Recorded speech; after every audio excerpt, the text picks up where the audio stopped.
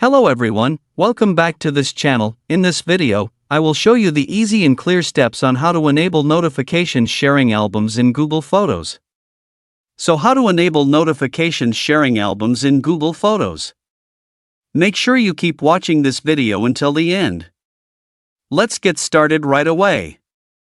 Firstly, just go to Google Photos on your computer or laptop. This is the Google Photos display. Next, move the cursor to the left of the screen. There are many menu options here.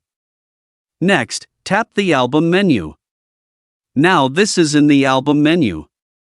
Next, tap the album to be shared. Now this is in the album. Next, move the cursor to the top right of the screen. There are many options here. Tap the three-dot icon. A scrolling menu will appear. Tap the Options menu. And an option menu like this will appear. Here there are several options. Tap the Notifications section to enable. This feature allows users to activate notifications when there is an album sharing activity on Google Photos, so they don't miss updates.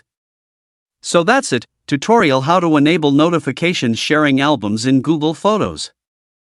Thank you for watching. I hope this video is useful. See you in the next video.